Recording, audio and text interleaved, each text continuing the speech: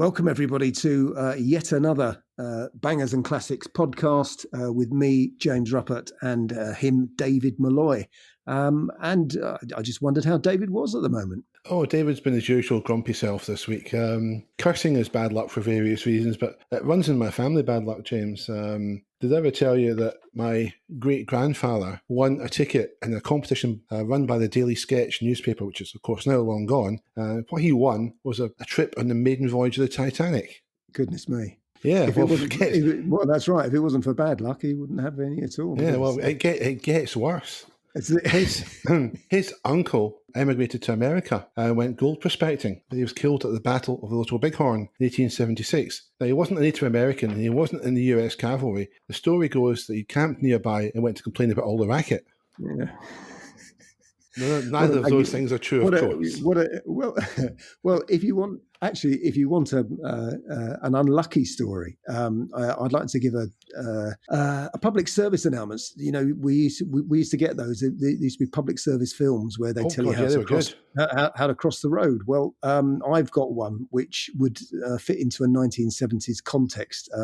It could be Dave Prowse, possibly telling you not to travel with a live rat in your car. So I will tell this story, and I'll try and distance who it is, because it's a good friend of mine who told me with a very straight face, although he did see. Well, actually, there isn't a funny side to this at all, but he wanted to do the decent thing and actually trap the rat that was bothering.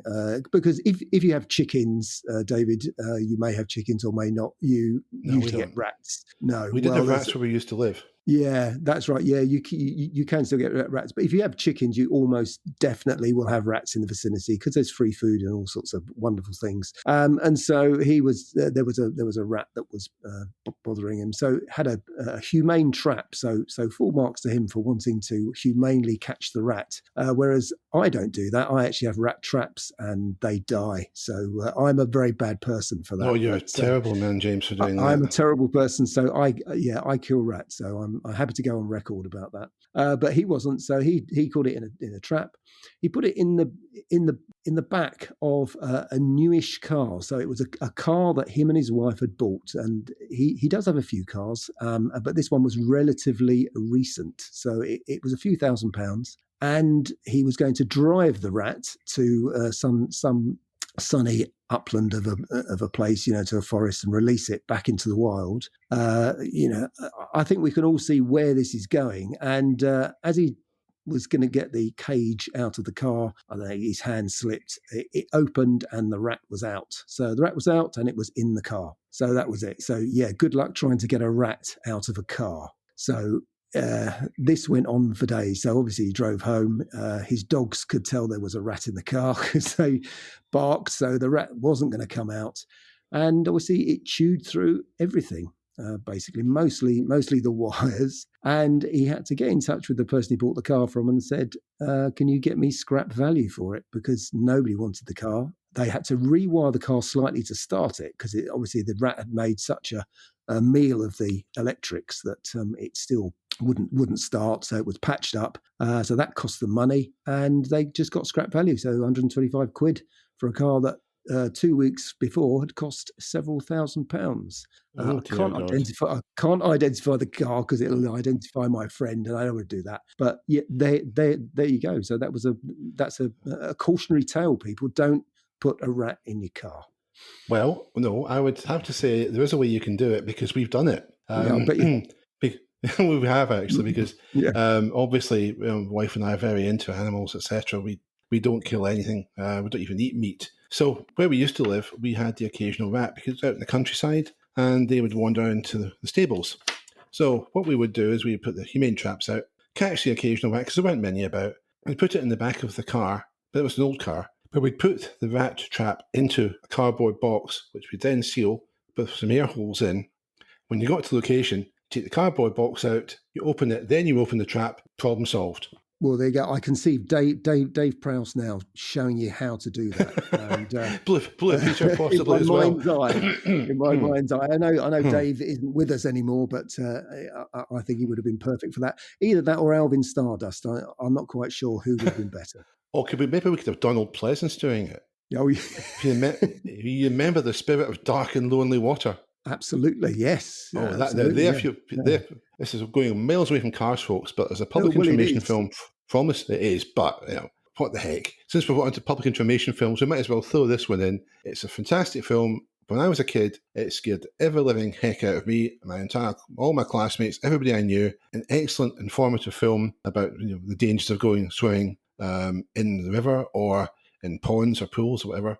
Narrated by Donald Pleasance, who was a sort of faceless monk type character. Really, really scary. If you're 9 or 10, very informative, very good. So maybe we could get him to do the rat as well. He's John, gone too, hasn't he? he has, unfortunately, and if John Carpenter does the score, then it's a it's a win-win for us, isn't it? Really. Yeah, that's it. That's it. Right. Well, you learn all sorts of things in bangers and classics. James, I believe you wish to move on to current affairs and talk about Volkswagen, who posted a tweet, and there was some resistance to it. Well, yeah. I mean, I thought as a gag, it was sort of not half bad, really. But I'm actually somebody who actually worked in car showrooms when they did do April the 1st jokes, and you did have to deal with people ringing in to say, "Is this the case?" So I do have some experience with that. I think it was the reaction online to the with the people who actually thought, oh, this is the most terrible idea in the world, when actually people thought it was serious, as people now know it was a sort of a PR stunt gone wrong, but I don't know how wrong. But I think what people conflate is that a car company is actually a person. A car company is not a person at all. It's just an entity. If they would change their name, they can do, but it isn't worth getting your knickers in a twist about it, or actually caring very much about it. Really, who cares about a multi-billion-dollar company, because they don't care about you? That's really my beginning and end of it, I think. Anyway, talking of cars, seen any cool cars this week, James? I saw a very nice 309 GTI the other day. I used to see it down at the local railway station all the time before COVID. This one gets used regularly, so it's not absolutely mint, but it's kept in good condition. And I saw it a couple of days ago when I was out doing an essential run, and it still looks in terrific condition. Probably the coolest thing I've seen lately. So, but I imagine you can probably outdo that. Oh, I don't know. The last time I saw a 309, I honestly cannot remember when that was. It must be so long ago. So that is actually quite an amazing spot, I would say, especially as it's in daily use. There's a car sales place in a town not very far away from me that I sort of park opposite and wander around occasionally. And they had the other day a Ford Sapphire estate thingy, and it was so magnificent. It had so many extras on it. I believe it was one of those Cosworth ones. I mean, it was just incredible. It had stripes on it. It had deep alloy wheels, and it was just from stem to stern. It was just a thing of beauty. And it could be yours, David, for 2750. And it disappeared 2750. really quickly. So I think it's been snapped up by someone who's a lot quicker than us at spotting a bargain. Yeah, maybe the garage didn't know what they had. I mean, they were. Well, they probably didn't. Absolutely. Well, they probably no. Yeah. I think we're having a bit of fun here, because obviously there are some more. There's some people with deeper knowledge of car law than us who listen to this, and they would know there was never, of course, a Sierra Sapphire whatever Cosworth thing ever. Although I think you may have evidence to the contrary, that you're actually preparing for your new book. But No, maybe you should let us know. No, I posted a tweet the other day saying that S3O made 3 examples for testing, and that one of them was clocked at 153 miles an hour with a Chesterfield in the back. That, of course, was entirely fictitious. It was 151. Yeah. There is actually a very good episode of The Professionals, where I think they had they actually had Cowley's desk was actually attached to the roof of their Granada, wasn't it? And then they entered into a car chase, and they lost Cowley's desk, which they had been sent to collect. And that I remember being quite amused by. Obviously, Cowley wasn't amused because he didn't have a desk. No, he wouldn't be amused. No, absolutely. But the fact that they sent But two agents of CI5 to actually collect a desk for him, I think is quite incredible. But that's I think I've seen every episode of The Professionals about 5 times, but I've still no idea what that one's called or where it goes next. But it was fun. But you were talking about things and roofs of cars. And this is a true story. This is not me making up things.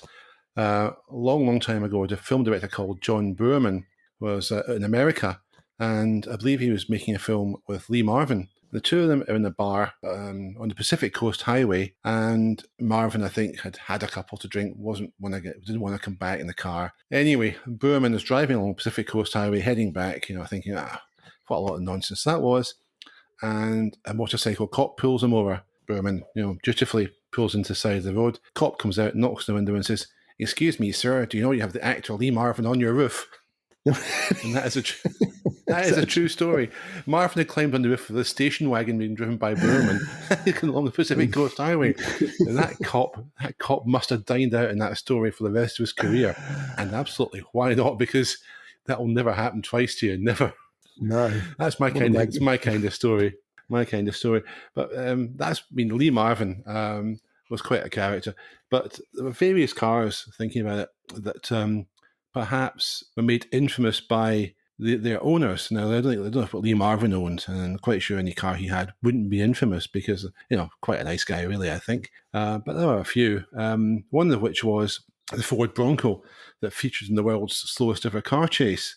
That was, of course, the one involving O.J. Simpson. The thing about it is, and this isn't common knowledge if you read the newspapers, etc., and the internet, that people think Simpson was driving that car. The Bronco wasn't even owned by him. It was being driven by a friend of his, and Simpson just happened to be inside it. So there you go. There's one car that's associated with the chase, and people always say it's O.J. Simpson's Ford Bronco. The reality is he was just a passenger in it. Another one is going into the world of fiction slightly, was the Audi Quattro, or some people call it Our Quattro, made famous, of course, by Gene Hunt and the excellent Ashes to Ashes series. If you recall, back in 2010, there was a general election, James, one of many in recent years in this country, and a certain political party called Labour decided to put up a poster with a picture of David Cameron sitting in the Quattro and saying, "This man will lead us back to the 90s or whatever." Of course, it backfired spectacularly on them because the Quattro was regarded as cool, and it somehow managed to make even David Cameron look cool, which, in my opinion, was no mean feat. Anyway, any cars you can think of that perhaps are infamous for that reason? Strangely enough, when you're talking about the Pacific Coast Highway, which I have been lucky enough to drive up and down without Lee Marvin on the roof, I would have quite liked to have ticked. I would like to have ticked that option box when I was at the car hire place. Can I have Lee Marvin on the roof? Which is brilliant, isn't it? Yeah, that's a cost option. Yeah, it'd be $10. Oh dear, that's just brilliant, isn't it? Yeah, you've got all these. It's a terrible thing. You've got all these down and outs who you can pay because they look like Lee Marvin to cling onto your roof. We're going down a very dark road here. This is the Bangers and Classic hire car service. Brilliant. This is what we could do. We'd hire cars with lookalikes that'll perch on the roof. That's it. Absolutely. That's it. We'll give up the podcast straight away. In fact, I'm off now to do it. See ya. I think we probably should really take a break there, James, before this gets completely out of hand. More than usual, that is. Yeah. You're listening to the Bangers and Classics podcast with James Ruppert and David Milloy. I think we are going to talk about car manufacturers that we like, and I sort of like Bristol, and but you. I knew that was coming. But you do. You just think Bristol's, you maybe you have to come from the 1970s like we do, and it's funny. Whereas younger people today would go, "What on earth are they going on about?" But yes, we were raised by Benny Hill, basically, and. That's as far as I go.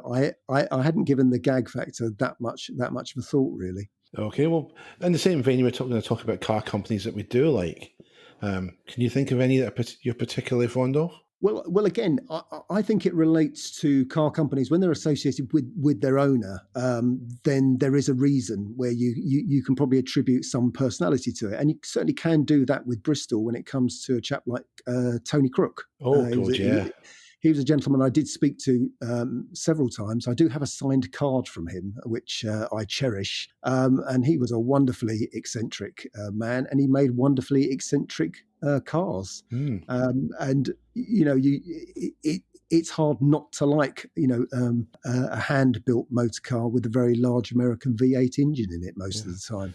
And he Yeah, would, I know some of the styling went a bit wonky, but on the whole, it was just such a British, a uniquely British thing. It was rather wonderful. yeah, he would only sell your car if he liked you as well, because Oh, I believe they absolutely. didn't have Mm, dealers. You had to buy them direct from the company. And they always tried to buy back, pre-owned cars so they could, again, choose who they sold them to. But absolutely. Tony Crook, yeah, was a fascinating character.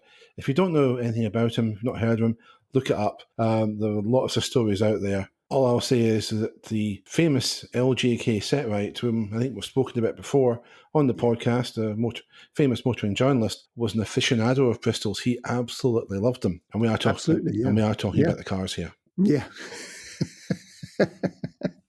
Fuller details about some of the other things that James and David have been up to, well, the ones that they'll admit to having been up to, can be found on the Bangers and Classics website, www.bangersandclassics.com. Well, David, we were talking about car manufacturer names and things like that, but I mean, it is trying to identify what car manufacturers we like, and it is a very strange, curious thing. I mean, is it the company culture? Is it the company products? Is it the way they go about things? Is it their history? So you can make quite a good case for I like Ferrari because they've been in racing, or even Porsche for that matter. But does it really matter? Because sometimes they might make cars that we think are a bit silly. So I'm not really a great lover of too many car companies, I have to say. no, Most of them are they're there, they exist. I might like one or two of their products. Then again, there are some I don't particularly care for their products. There were one or two favourites I have had, of course, yeah. First was Lotus, and that was primarily because they were in Formula One. And also, when I was at the right age, just still preteen, The Spy Who Loved Me came out with the White Lotus Esprit S1. I saw that the same year I first saw a Lotus Formula One car, with obviously the black and gold and Mario Andretti driving it, and the two things combined, to make Lotus, a favoured mark of mine. when a company is associated with somebody, it has a strong leader, and the cars are sort of made in their image. Then there is something to like, and maybe when you go back to Ferrari days, TVR as well. When Wheeler was in charge, was you actually loved the cars and you loved the stories, even though it was obviously PR nonsense half the time. That the dog designed the car because it bit a bit out of it, and that sort of thing. But that's actually quite entertaining, really, isn't it? And those are the things that we like, and that's what we miss, because all we're dealing with these days are sort of big corporate heads.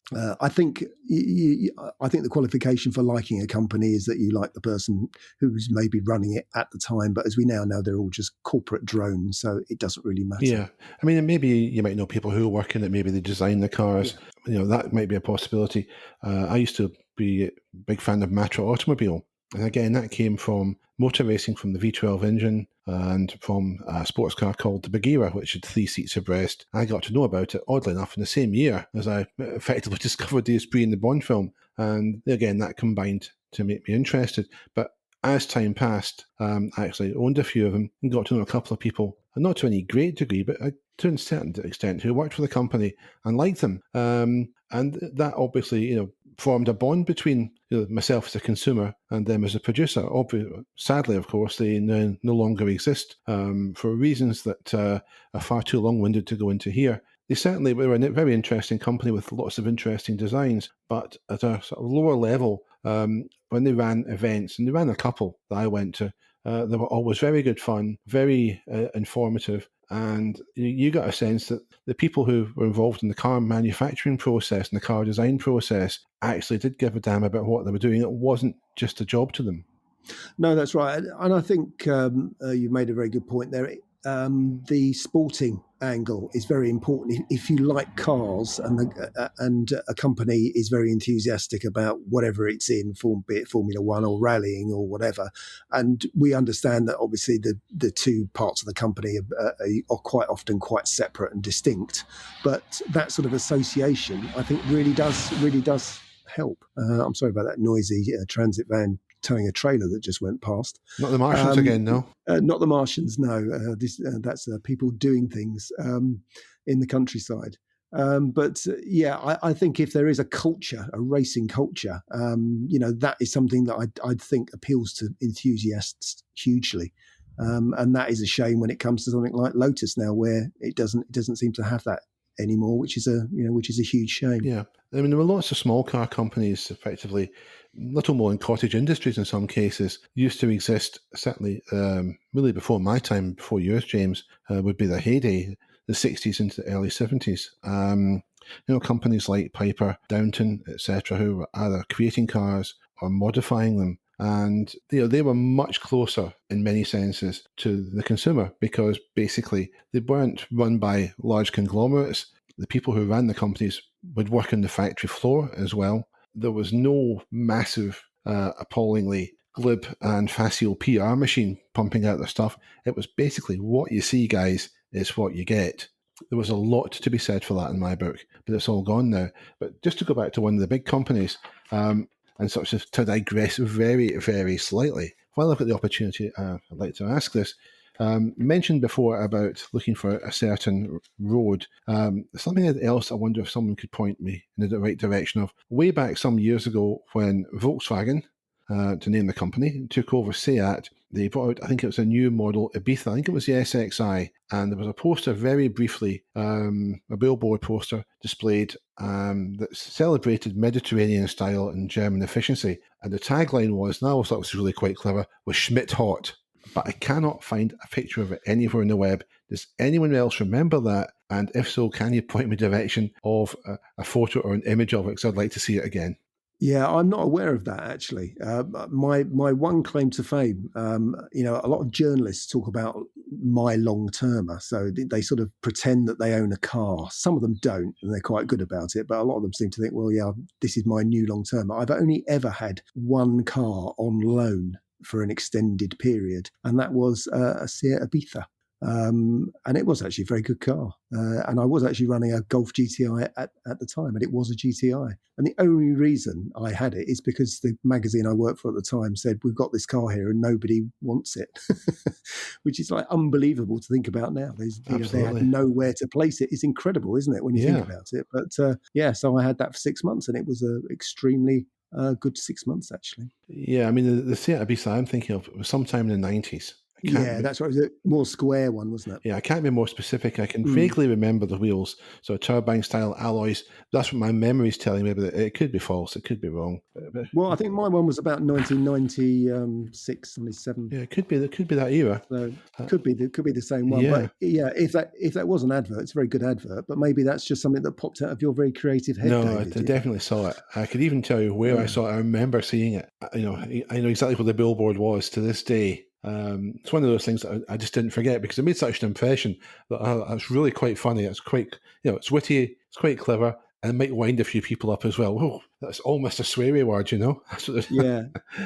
I think sometimes, I mean, also advertising in those days, the people who did the adverts on billboards were quite often different to the people who did the adverts in magazines and stuff. So that could have, you could have spotted something that was actually, like a one-off on the, where they would put it on the A40 or something on a major road where people would see it driving. This was in towns. This was the junction of two towns that are contiguous. Oh, really?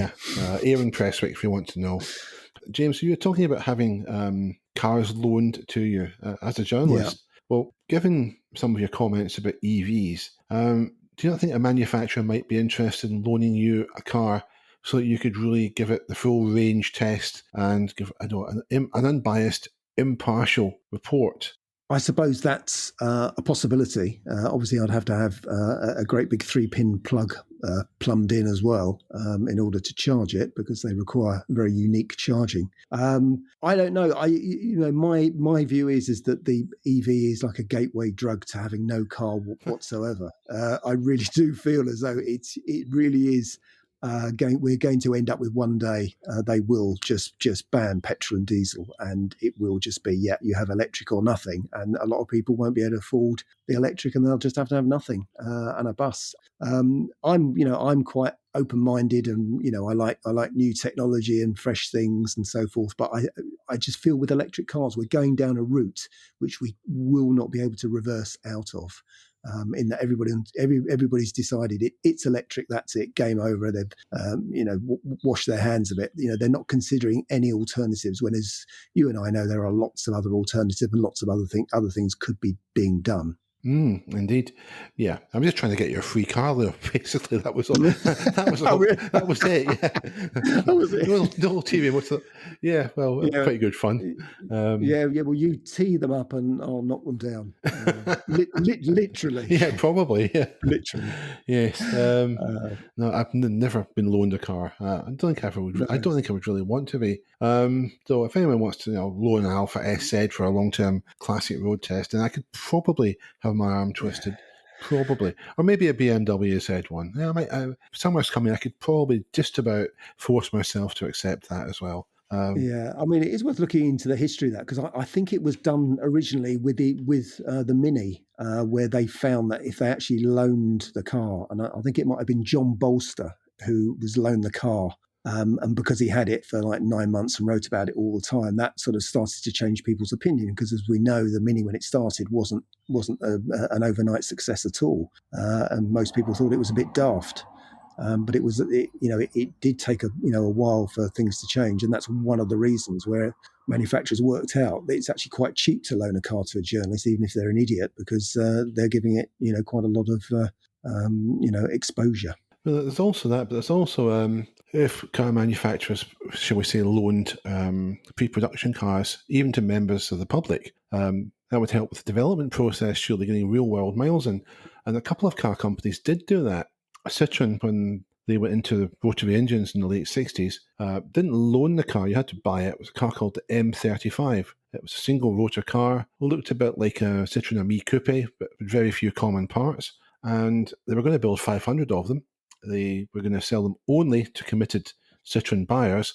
And get this, the buyer had to agree to drive, I think it was 18,500 miles a year in the car and have it serviced at, obviously, a place that was qualified to do so.